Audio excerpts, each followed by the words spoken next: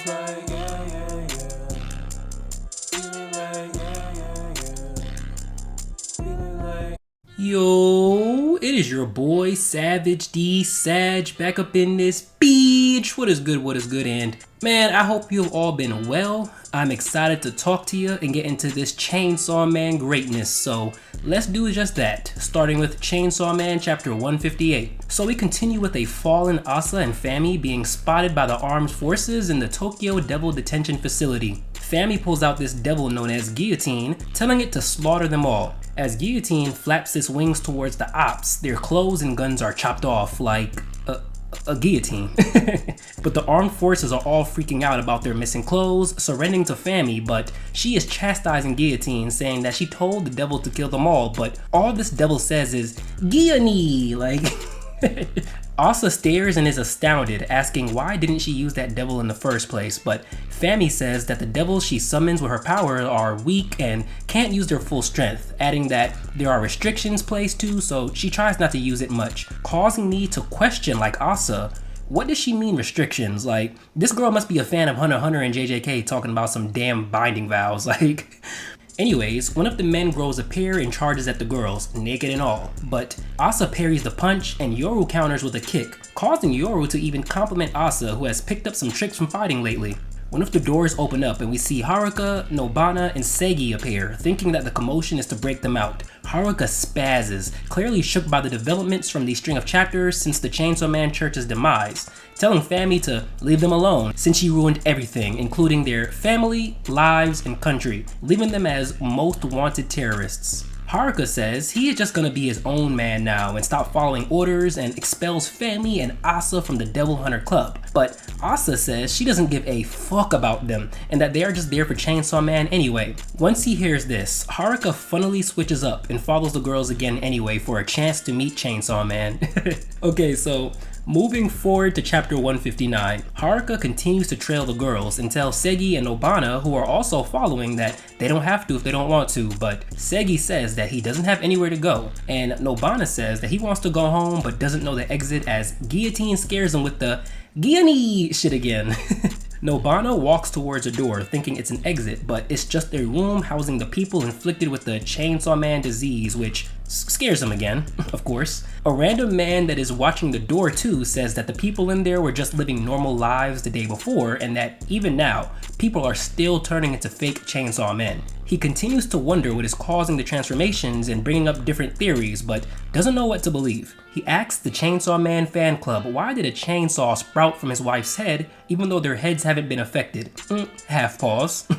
This man continues to yap, saying that his wife basically was a good woman and the irritating neighbor next door is still human, questioning God's existence and saying that he's never done anything wrong in his life. When Asa questions this statement, he says that the only bad thing he did was have an affair with a woman at the office, but it only lasted 6 months.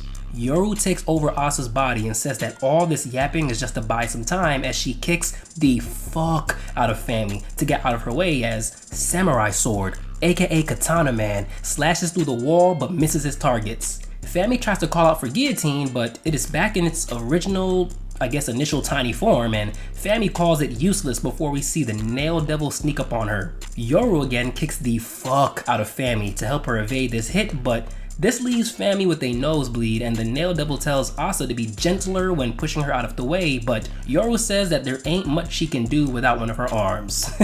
Damn, bruh. Sucks to be Fami, but on to chapter 160. Yoru asks Fami if she can use her power again, but her silence is the response. Katana Man points at Asa though, well, Yoru at this point, and says that he knows her, adding that she was in the newspaper for being a devil-fighting high school girl. He then unexpectedly adds that she has a poem collection going on sale in a month, which leaves Asa blushing and the Nail Devil asking if he is a fan. Katana Man says hell no though, clearly embarrassed, saying that the world is a mess because of Chainsaw Man and that brats like the teens in front of him are at fault for worshipping Chainsaw Man like he's a god. Katana Man brings up his beloved grandfather for the 1000th time in this series and says that his grandfather used to tell him that religion and idiots make the world worse. Man, there has been quite a bit of religious talk in part 2, huh? I might have to make a video about that one day.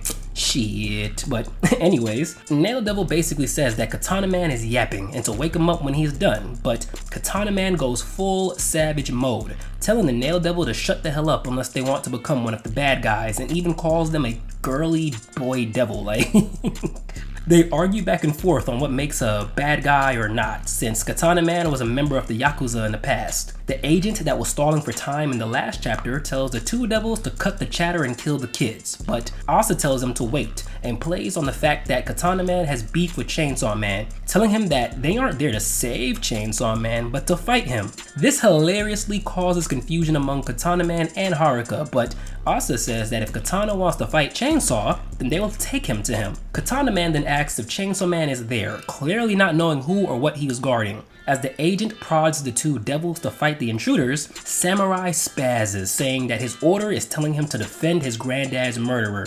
Still not over this shit from part 1, god damn. The agent then threatens the Katana and Nail Devils, saying that the Katana won't have his syndicate back, and Nail's dream of opening a business won't happen either, telling them to shut the hell up and kill the kids. Wait, real quick pause. This is wild, cause remember Yoshida threatening Denji for a good portion of part 2 with Nayuta's life? Now, Nail and Katana are being threatened by this no-named bum. It's wild and makes me wonder, like, will we see any more of this from any other hybrids or devils that are aligned with public safety somehow? Like, shit, it even makes me wonder what caused these hybrids to pick their affiliations. Obviously, Katana Man wouldn't go under the Chainsaw Man church branch, but why partner with public safety? Mirai says he valued freedom, so he went under the Chainsaw Man church. Like, well, where would characters like Reze lie? I don't know, but let me stop rambling. Anyways, Nail tells the agent that they are sick of all the kid killing recently since it is cartoonishly evil, and Katana Man says fuck it, killing Chainsaw Man is the reason why he lives. As Katana Man tries to kill this NPC, the agent somehow shows impressive reflexes and evades the close range slash, which had me confused on the initial read, but anyways, as Katana Man asks if he is running away, the man says that there is no way he is going to take them all on, but he will go find someone who can kill them all while they go to find Chainsaw Man. Shit, I wonder which character that might be. Drop a comment letting me know who your money is on, unless it's an entirely new character. Like, imagine this ends up in a gag or something where it is Fumiko that he tries to get to fight Asa, Katana Man, Fami, and Nail, like... Anyways, Yoru says that the public safety agents are wimps, and Katana Man says, fuck all that, take me to Chainsaw Man, you high school loser. Man, these chapters are hilarious. Anyways, Haruka's brain this whole time has been fried, and he still can't process them going against Chainsaw Man, thinking that they should be worried about something more important, but Yoru says, fuck all that, her heart is beating to fight Chainsaw Man. This hilariously ends the chapter with Katana Man saying that he would expect no less from Chainsaw Man's woman, who is stealing his lines already. Bruh, okay, so I've stated most of my thoughts in the review, but I will say that Fujimoto is an evil bastard with the way that, 158 ended. I thought that we might get a clash between Asa and Katana Man to see where Asa stands truly now from a power scaling perspective. Kind of like how we saw Denji fight 3 hybrids a couple chapters ago, but we got blue balled. It is all good though, cause it makes sense and is within character. I like Asa using her smarts and actually listening to the disdain that Katana Man has for Chainsaw Man and playing on that. Next, man, it is hilarious that we get random characterization for Katana Man and even Nail, with the Nail Devil not seeming as cold and evil as their parents would give off, which I guess was kind of told to us during their intro when they weren't trying to necessarily hurt the kids that they were going after, if I remember correctly, but whatever. The real surprise though is Katana Man keeping up with Asa's poetry career. Like, I'm curious which figure we will see come against our free/fight Chainsaw Man crew, and if we will bump into any more hybrids or surprises along the way. With that though, I've said everything I had to say. If you have something to say, drop a comment, y'all know I read those. Like the video, sub, show some love to your boy. It's your boy Savage D Sag and I'm out. Peace.